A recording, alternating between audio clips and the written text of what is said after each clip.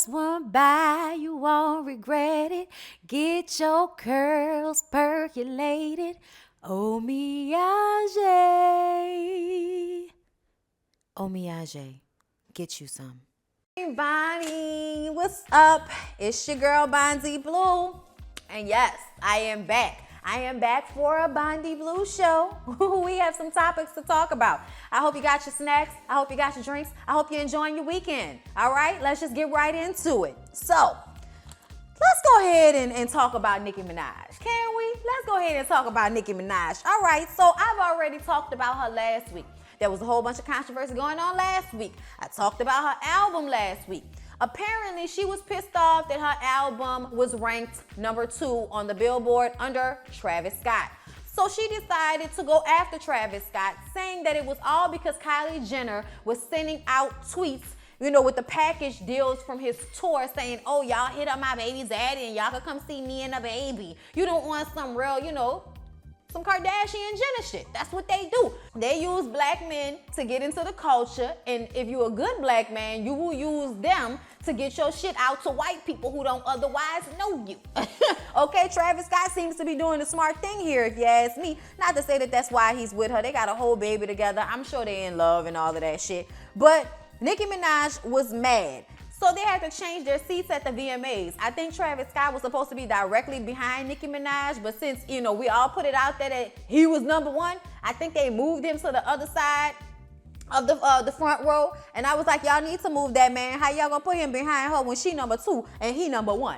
She says that he would not really be number 1. She said she talked to him and he said that he knows he's not number 1 because he only sold 50K in sales, and I think she sold 89. But because of how they now bundle everything together with merchandise and stuff like that, it appears as though he sold more.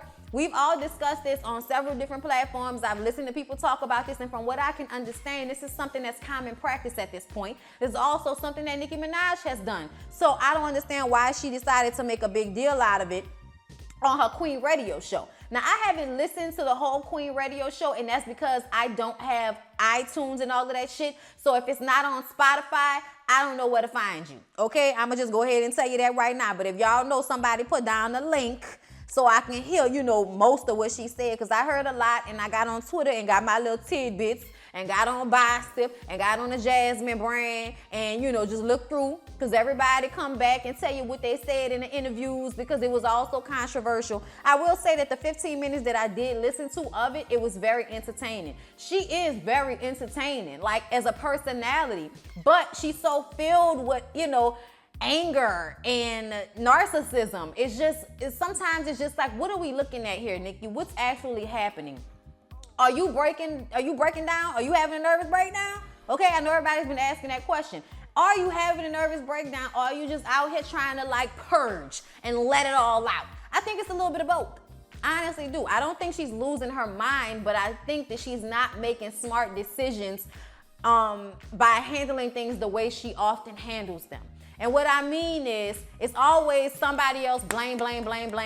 Oh, my barbs, y'all go attack somebody. Like, it's always on that scale. And I feel like as somebody with great responsibility, great fame, she needs to chill the fuck out. She needs to really chill the fuck out. I think that her Queen Radio is one of the best places for her to vent her frustrations, but she needs to stop with all of this other shit. Stop sending your barbs after people. Like, just chill out. It's too much. You rich, talented, and beautiful, and you have a great career behind you and hopefully ahead of you. There's no reason for you to be this fucking upset, okay? I'm upset. That's how she is, and I don't understand why. She went off on Spotify because she says they took away promotion, and I was just like, really? We're mad at Spotify too? I'm mad at Spotify because they don't have Queen Radio on their little playlist thing. They don't have her podcast on there, so I'm mad at Spotify too. Fuck Spotify. Not really, but fuck Spotify. I want to have Queen's Radio on Spotify so I can listen to Spotify while it's not on there, okay? I guess they waited to put her album out because her album was pre-released somewhere else, and they was trying to, teach her a lesson, and I get that. That's aggravating to me too. Don't be out of here as corporations trying to give me a smack on the fucking wrist as an artist when I'm giving y'all music to put on y'all site. fuck out of here. The only reason your site run is because of artists like me. So then she took to Twitter. First, she tweeted about getting blackballed, but then tweets it's sarcasm and dry humor. All right, bitch, I'm gonna need for you to pick one. All right? I'm gonna need for you to pick whether you got dry humor or you really upset. Pick one, because you can't keep putting out serious fucking tweets and then right after it, you guys, I'm just kidding. But I was really blackballed. Bitch, pick one. Pick one, Nicki. You're confusing us. You're just out here acting a fucking fool. I hope it raised the numbers. I hope your numbers got bigger after all this controversy. Okay? Then she discussed on Queen Radio her pussy with the kung fu grip, how she had sex 10 times in 2 days. That sounds like a urinary tract infection to me. Okay? That's what that sounds like to me. I want to know what kind of sex you having that you can have sex 10 times in 2 days and not get a UTI. Somebody leave it down below in the comments. Bitch, are you drinking your cranberry juice? Is that what's going on? Every morning, cranberry juice. Like, let me know. Because, Lord, y'all, Nicki Minaj is doing the absolute most. But let me talk about the VMAs, and that's when we'll end it with this whole Nicki Minaj shit. But as you can see, a lot has transpired, and I'm just over it. It's so much. But, okay, let's start with her outfit. The outfit that she wore on the red carpet and to receive her award was absolute utter fucking trash. I don't care what anybody says, she looked cheap. I don't care how much it cost, it looked cheap. I don't care how big your ass is, I don't need you to be on the stage with that much of your ass out when your ass look like that, okay? I saw a picture of that shit, and everybody loves a big ass. Everybody loves a natural big ass. What I don't want to see is that inflated looking fake ass that you have that doesn't jiggle, that doesn't move. It looks like somebody just plastered that shit on your back.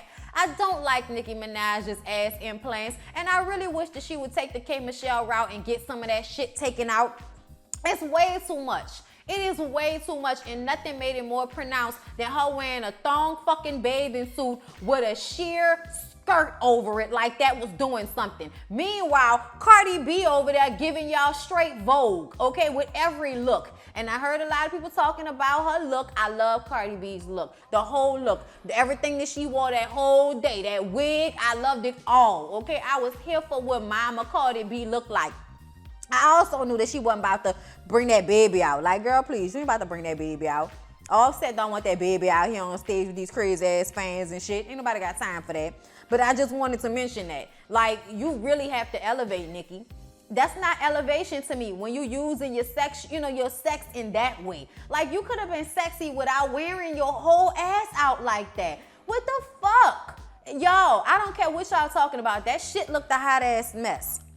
Okay, but her performance outfit was off the chain. I loved her performance. I loved her performance outfit. I loved her energy. I liked that at no point did she lay on her back and show us the differentiation between her thigh and her ass. We don't need to see that again. Not like, remember in Anaconda, we saw that shit? We don't never need to see that shit again, okay? I thought the performance was great. She kept my interest. She was high intensity. All of that anger and aggression that she has needs to be taken out on these performances. The next time you perform, bitch, it better be like that or better. You need to do better, okay? I'm just saying, Nicki, I love you, girl, and I love the album. I've been listening to it. Did I tell y'all I gave y'all the list? Y'all can go watch my last Bondy Blue Show video when I talked about the Queen album and called off all the songs that I like. I think it's a good album. I like it. I'm here for her. I just want her to stop putting herself in a situation where people can look at her like she's manic. Like, say what you gotta say and move on, but it don't have to be all of this going back and forth with all of these different people being mad at every fucking body because you didn't get number one. It is what it is, sis.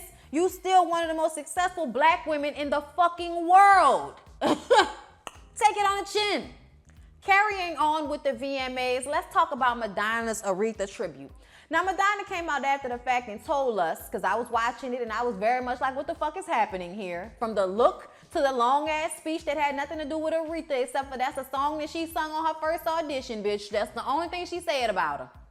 And the fact that they both lived in Detroit, child, I don't give a fuck. But like I said, Madonna came out after the fact and said that they asked her at the last minute to just give, some anecdotes about Aretha Franklin. And I'm like, you ain't never had a time when you met her. You never had a time where you saw an interview that she did. You never had a time where her music especially touched you. Nothing. All you had was to tell us your come up story, talking about how you was living in a crack house. Bitch, we can tell. Okay, because the fumes look like they've taken control at this point. What the fuck was she supposed to be? What was she supposed to be? Have y'all ever seen not Coming to America, Made in America? Have y'all ever seen Made in America? Is it Made in America? Y'all know the movie with Nia Long, Will Smith, Whoopi Goldberg, and Ted Danson? And remember Whoopi Goldberg locked them white ladies in her African bookstore, and when she came back they had all the African shit on? That's what she looked like. A grandma trying to appropriate fucking culture. Go to bed, bitch. Just because you buy black babies don't mean you get a ghetto pass hoe with that grill at the bottom of your mouth with all of the African garb on. I was just like, how disrespectful and thirsty can you be? I don't like Madonna. I'm sorry. I liked Madonna in the 90s. I don't like Madonna now. Because I feel like she's an old bitch that don't want to age gracefully. She's an old bitch that's always trying to appropriate culture. She's an old bitch that thinks somebody care. Go sit your ass down somewhere. And the next time y'all want somebody to do a tribute to Aretha Franklin, I'm going to need y'all to call somebody who's actually met her in real life. I'm going to need y'all to call somebody who she actually respected as an artist. Because I can tell you right now, she didn't respect no fucking Madonna as an artist. Anybody that's for real vocalist ain't going to respect Madonna as no singer. Okay? I'm going to just tell you that right now. But I will say, thank you, MTV, for not letting her try to do whatever the fuck her voice does with any one of Aretha's songs. Thank you. All right? Now let's move on. Now that I done said that. Girl, it wasn't nothing in that speech about Aretha Franklin but the fact that that's a song you sung and you want to sit up there and act like, oh, we got a short attention span. No, bitch, you don't know how to tell a fucking story. That's what the issue is. You bad at telling stories. So, all right, if you was better at it, maybe you'd be doing something besides popping up at these award shows every year showing your ass in one way or another. Okay, moving along. Countess Vaughn. Y'all remember Countess Vaughn. If y'all don't know who that is, that's Kim from the Parkers, Kim from Moesha. All right, R&B divas, Countess Vaughn.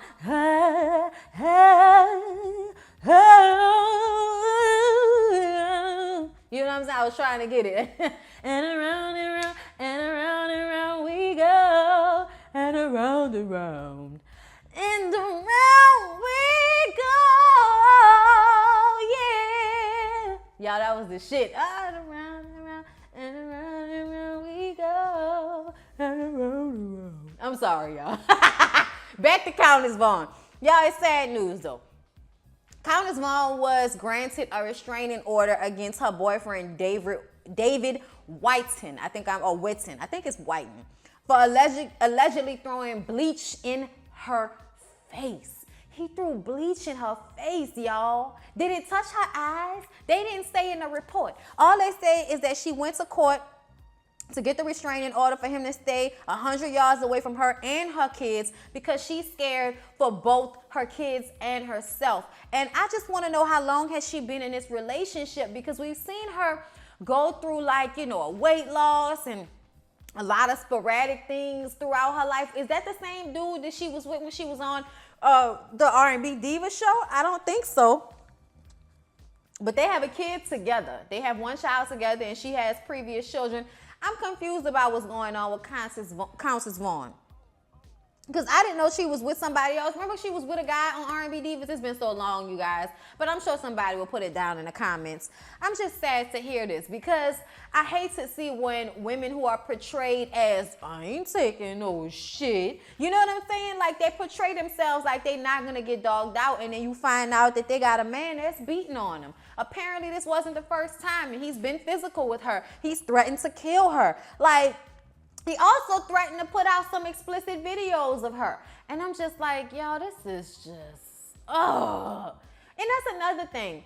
Even though I don't feel like people should be out here going to jail for putting out naked pictures of other people and stuff like that, I'm starting to change how I feel about it because he threatened her with that. And I feel like you shouldn't be able to hold that type of shit over somebody's head. That you have naked pictures or video of them doing something to you and you want to put that shit out on social media to embarrass them. I think that that's fucked up.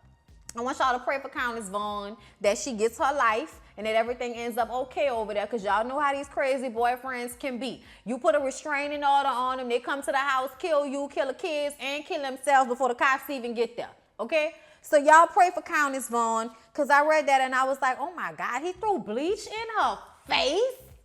Y'all, let's talk about Sunday Carter. All right, I don't know if y'all remember Sunday Carter, but Sunday Carter was on Basketball Wives back in the day when Drea was on there. All right, Drea punched Sunday Carter in the eye when they went on a trip. And I never forget it, because it was the first time that Drea was like, I've had enough of this shit. They had been fucking with Drea the whole time they were in LA. Everybody had something to say about her parents and about something to say about how she was as a person. And Jackie brought Sunday's ass with her on a trip. They got into it. And Drea punched her in the eye, and then everybody was like, no, it was really Malaysia. Either way, bitch, you either got your ass beat by Drea or Malaysia. I just want y'all to remember who Sunday Carter is, all right? Since then, you've probably seen her on a red carpet or two dressed like a dominatrix grandmother. I don't know why she felt the need to do that, but here we are today. So she put out there that apparently she was slipped to Mickey by some young man named Michi Ho. I guess that's his Instagram name, Michi Ho. It's Michi Ho, you know, something like that, something stupid. Anyway, he put out a whole song talking about how she was eating his ass. Now, sir, I don't know if you know, but her eating your ass is worse for her physically, but worse for you when it comes to your reputation. So you like to get your ass ate, Michi? What's up with that? I don't understand eating men's asses. I know that's a new thing that women are loving to do right now, is lick a man's asshole. But in my experience, it's never nice enough back there for me to do that. It's never nice enough for me to do that to no man that I've ever been with, that I've ever seen. I just, I just feel, no, men, y'all men, like, y'all don't wipe down there as much as women do. Women wipe down there because we got periods, we got discharge, we got all kind of shit. You know, we got wipes, we got feminine shit. We make sure down there is clean because we know somebody is licking us from the rooter to the tutor. Now, I don't know what's up with you young ladies today, or you old hoes that's, hot right now, Sunday Carter, but I want to know why you was licking this young man's ass. She said that he drugged her and raped her and she'll see him in court. And this is my whole thing. What you mean you're going to see him in court? If he drugged you and had sex with you and then filmed it Sunday, because I'm thinking that that's what she was saying, why not just call the police? Why not say I was raped? That makes this thing all fucked up to me. You going to see him in court about what? About what? If you're not going to press charges, if you're not going to say this man put something in my drink and then I was forced into a sexual situation, like, I'm still so very confused on it. I just saw the long ass message that she posted saying that, she would see him in court, and I was just kind of like, but did he rape you or not? Because that's what you're saying, but seeing him in court sounds like injunctions. It sounds like suing. I want to know, are you going to file criminal charges against this young man who you said drugged you, who you are on a record having ate ass? Y'all, I don't know. I don't know what to think, to be honest. I don't know what to think because I don't really like Sunday Carter. And I feel like she's an attention whore, and every so often something happens and, we see her in social media and we like, girl, some people you just be like, oh, girl. And, you just slide. You keep on going on your phone like, I ain't got time for that. All right? But, yeah, Sunday, I don't know if I believe you or not, that your account of what happened, and the only reason I'm saying that is because you didn't file criminal charges, and we didn't hear anything about this until he came out with the song. As far as I know, that's the first thing I saw was the song, and then I saw her response. So y'all let me know down in the comments if I got that wrong. I'm sorry, but this is all I could find on it. Next time y'all tell me about something, y'all tell me where y'all read it at so I can make sure I'm seeing what y'all seeing.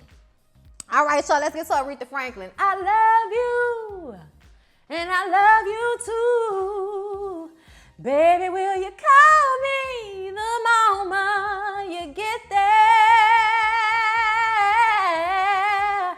Hey, baby, yeah. All right, look. My dearest of all, darling. I love that song. I was listening to it today. Y'all need to follow me on Instagram at BONDY.BRITTANY. Matter of fact, I'm going to give y'all 2 seconds. 1, 2, at BONDY.BRITTANY on Instagram. Go follow me. Go follow me. Go follow me on Instagram at BONDY.BRITTANY. Go follow me. All right, I've gotten that out the way. Aretha Franklin. Y'all, Aretha Franklin didn't have a will. What the fuck? You know, and I guess it was because maybe she's an older black person and, you know, older black people be like, child, I ain't doing all that. But I also heard that she might have had some debt, and that's why she didn't want to go through all of her finances to figure out what would be left to her children and not. And now they're going to have to go to court and fight over it. But hopefully everybody is given just a fair portion of whatever is left of her estate. Hopefully enough of her estate is left so that it's not completely depleted by whatever bills that she had. But anyway, from what I read, there's supposed to be a couple of people that are going to be at Aretha Franklin's funeral performing. I'm sorry, y'all, my dogs are going off and I don't know why. So Aretha Franklin is supposed to have a couple of people performing at her funeral, which will be on August 30th. All right, we have Jennifer Hudson. I'm good with that one. Stevie Wonder, I can take it or leave it, but I'm here for it. Stevie is a great musician and a great vocalist. Shaka Khan, bitch, that dope ain't never fucked up them vocal cords. Yes, Shaka, yes. Ronald Isley, baby, okay? Let me tell y'all something right now. Check. Wow, wow, wow, wow, wow. Dun, dun, dun, dun, dun, dun, dun. Wow. Well, ooh, drifted on a memory. Ain't no place I'd rather be than with you. Yeah. You look, the Isley Brothers. If y'all don't know how much I love me some Isley Brothers, okay? Fantasia. Yes. Okay, yes, I'm here for somebody that's gonna kick off their shoes and perform and sing. And then, of course, Yolanda Adams, who is gonna sing all from the back of her throat, out through her mouth, through her teeth. She is going to sing. Y'all, I am so looking forward to her funeral and the performances. The last time I watched a funeral on television was Whitney Houston's, okay? So I am very much looking forward to this. But I would like to see Kiki Wyatt, okay? I would like to see Layla Hathaway on this list. She has more of a velvety voice, so I know there's a song or two that she could pick up from Aretha. All right. Who else do I want to see added to this list? There's so many artists, but I think that we need a Brandy or a Monica in there too. You know what I'm saying? Because Aretha directly affected the girls of the 90s. You know, I would say Lauryn Hill, but I don't think the bitch will be on time. So we just go ahead and let that go. But yeah, I'm looking forward, you know, to the funeral and to the performances. I hate to say it like that, but it's the celebration of a life, so that's okay. I love me some Aretha, so I'm looking forward to who they're gonna pick to sing which songs. I'm looking forward to whatever her tribute is gonna be for BET, baby. Okay, so one of the topics that happened locally was a young black girl who goes to school at Christ the King. And I'm not sure where this school is because I ain't never been to this school. It's not one of the schools that my family went to, but it's a Catholic school. And we're all familiar with certain handbook rules. And one of the rules that they implemented over the summer was that none of the young ladies could have fake hair in their head. Now, when we're thinking about the way white girls add extensions, we understand that. White girls do clip-ins. That can be a distraction if it's really long or you could pull it out or whatever. That's one thing. But when black girls wear fake hair, they sometimes put them in braids, which is the way this little girl had her hair braided. She had her hair in some dookie braids, but there wasn't a lot. You know, it was cute, it was neat, and she had it up in a little ponytail. And, you know, I even think she had a ribbon in her head. If you've seen the video, I saw the video of her crying, and it really upset me. I didn't even want to put the sound on because I don't want to hear what they're saying, because I saw that she was so upset that they were suspending her, or just, I guess they were suspending or trying to expel. I kept seeing expel. I kept seeing expel her for the hair. That's all of the lines I kept seeing on top of the Twitter feeds and stuff like that. Either way, her parents were asked to come and get her because she had braids in her hair that were not all her hair. And because it is unnatural, it is not natural hair, they decided that they wanted to send her home. And there were some other girls, 2 other girls, I believe, black girls, that they sent home as well. And this is my whole thing about this. This is 2018, and this is something that I can remember has been going on for as long as I've been in school, with them always trying to find ways to make how we dress ourselves, how we look, how we braid our hair, always trying to make us feel wrong for representing who we are in our culture. That is so fucking tiring and upsetting to me. I was even more upset when I was seeing people like Wild Wayne and other people on Instagram talking about they didn't think it was a race issue. What the fuck do you think it is then? What do you think it is when we make a rule that specifically targets a subset group of young women? Because we know that even though white girls do wear weaves, most of the time young girls are going to be black when they're wearing weaves because it's not exactly a weave. It's just extensions and fake hair added into braids. And a lot of white girls can't get their hair braided like that because you don't have the texture. So it just really annoys me that you find rules to implement to make issues for young black girls. So a young black girl so cute and ready for her first day of school has to be standing in the office crying while her parents are trying to restrain themselves from calling y'all some ignorant fucking racists under the guise of Christianity. It annoys me. It annoys me. It hurts me. And I just don't understand why we have to still have these conversations. Why are we still having these arguments? Everybody is not going to look like these little white girls. We are not white. Our hair does not do that, okay? This is what my hair looks like because I just got out the shower. But if I put braids in my hair to protect my hair, to protect my style, that should be okay. That is the neatest our hair often is when it's in braids. And I saw that little girl's hair. So I didn't understand what the problem with her hair was at all. And for them to send her home and keep her from getting an education because of her fucking hair, I don't know how else y'all expect me to take that, but as something where y'all are being racially insensitive and where you are using your ignorance of black people as a way to keep them from getting an education. What other reasons can you give me? Because you can't say it wasn't neat. You can't say it was a distraction because it wasn't all high on her head. And even then, our hair grows up, but somehow that's a fucking issue. We're always supposed to flat iron our hair. Our little girls are supposed to have straight hair that look like y'all little girls' hair so y'all can make our little girls feel bad about the fact that their hair doesn't do what white girls do. This is what the experience is like. So fuck Christ King. I'm sorry, that's how I feel. The little girl and her parents did a press conference and the archdiocese is supposed to sit down and talk to the little girl and come to some agreement. I don't care about sitting down and coming to an agreement. Take the fucking rule out. Take the rule out. Okay, there are a whole bunch of other Catholic schools in the city that allow young ladies to have braids in their hair, and they still have rules on what is acceptable. No weird colors. Your hair needs to be neat. Your hair cannot be wild. Okay, and I need a representation of what wild is because black girls with a nice twist out and braid out is not wild. But I'm really gonna need for y'all to understand that as black people, we do different things with our hair, especially with our children's hair when they are in school, so that their hair can be maintained, so that their hair does not get messed up over the course of the week. It is so ridiculous to me that in 2018, we're having to have this conversation. There is more out in the world besides book smarts. It will behoove the people that are raising these children up in schools to raise them to be accepting of the differences that we all have, okay? Yes, we are all the same as in human, but as African American people, we have different cultural things that we do that should be accepted because it's what we do. Okay, we gotta accept when white people do shit. So why the fuck is it an issue when we put braids in our daughter's hair for their first day of school? That shit totally pissed me off, and I'm glad that I never went to a school like that. We really need to start thinking about the schools that we put our children into, because I am tired of seeing young black girls and young black men put into situations where they are made to feel a certain way. And because I went to a school where I had all white teachers, not one black, it affected me in such a way. It may not affect some other black people, but it affected me.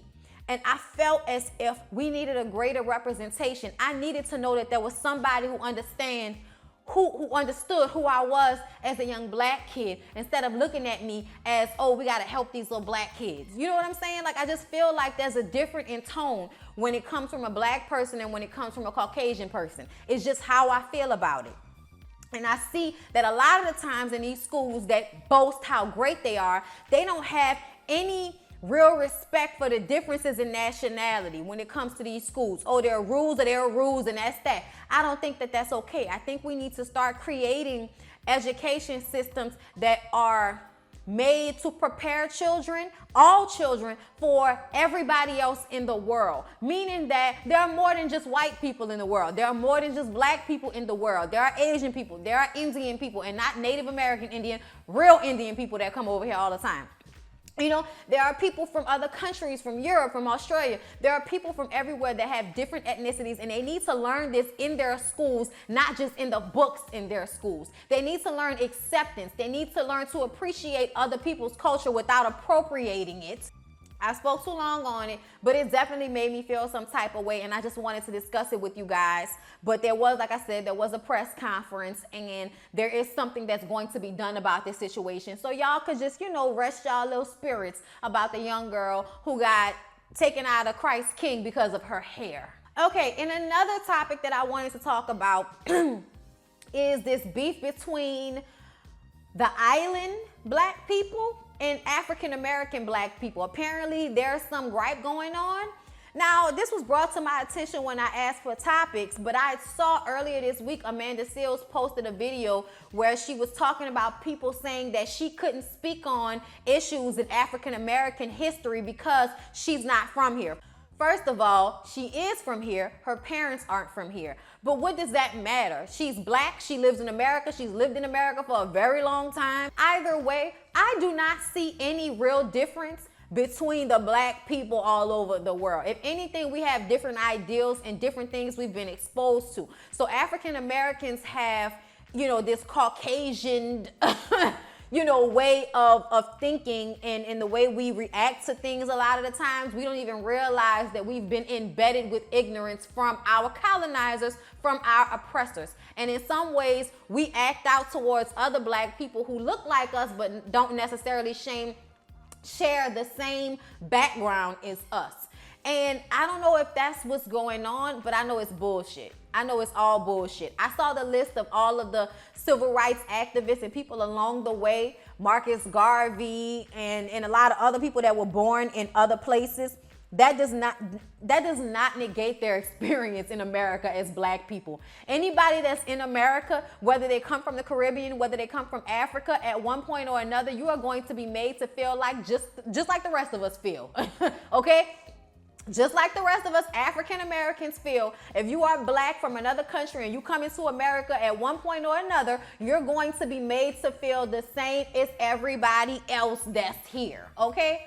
So as far as I'm concerned, that argument is bullshit. That argument is bullshit. Anybody with my dark skin, anybody period, can speak out about injustices. It's about what you see. All right, I don't care if a white person speaks out about a racial injustice. Thank you for fucking recognizing it and knowing that it's happening. Because one of the biggest issues that we have in America is the ignorance and the bullshit mind fuck that happens. For instance, white people thinking that they're disappearing. Like, where do you think that's happening at? Where? I can still go into a restaurant right now and be the only black person sitting at a table. I did that the other day. So it is so unrealistic for white people to think that they're being pushed out all because people of other ethnicities are now shining in one way or another. They think because they see Beyonce and Jay-Z and Kanye West, fucking Kim Kardashian, they see all of that, and for some reason they think that, oh, you know, they're taking over and we're gonna be gone one day. No, white people, y'all are still very much here, okay? Y'all are still very much making up most of the population in America. So please stop with that mind fuck. Stop with the reversing the shit like somebody is encroaching on white people's rights. That's not happening, okay? If they're encroaching on your rights, they're encroaching on all of our rights,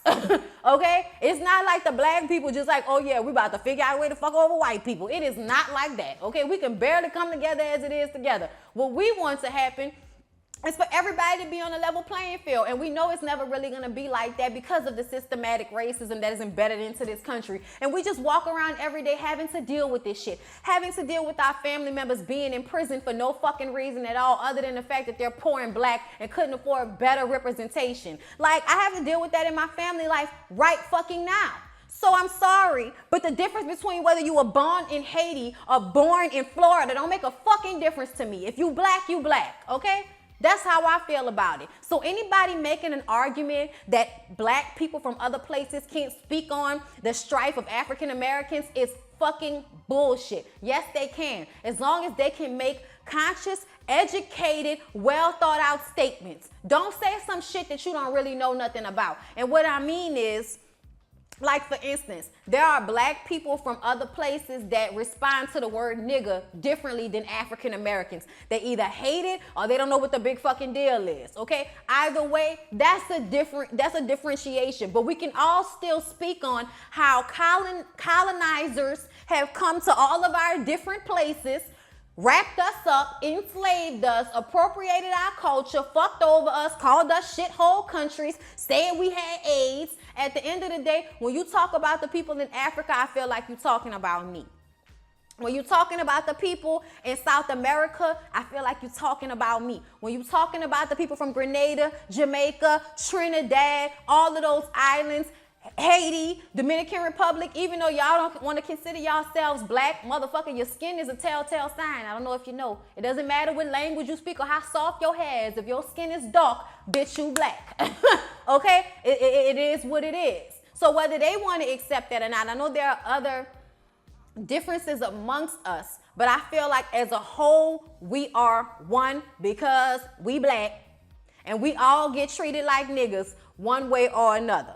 So amongst ourselves, I think we just need to agree that we have so many more differences that we should appreciate. And as black people, we need to do what we want white people to do, accept differences, okay? You from the Caribbean and you black, your outlook is different, but we can all still have this same base level understanding of what it's like to be a black person anywhere, okay?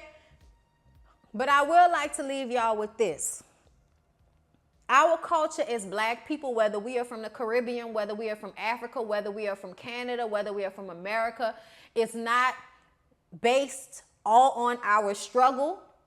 But at the same time, I think that it is what brings us into a common ground at some point. But there are black people who don't understand struggle, who haven't really experienced struggle, but they have experienced being a black person in a room full of white people.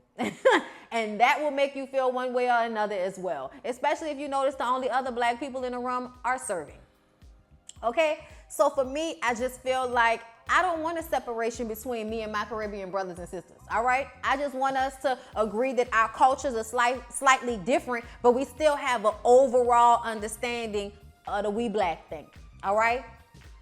I'm for y'all and I want y'all to be for me. You know what I'm saying? So I don't want there to be a separation, and that's how I feel about it. But I hope y'all enjoyed this episode of the Bondy Blue Show. I hope you'll like, come back, comment, send it to your people, whatever you want to do. And I hope y'all see y'all in the next one. All right? Peace out.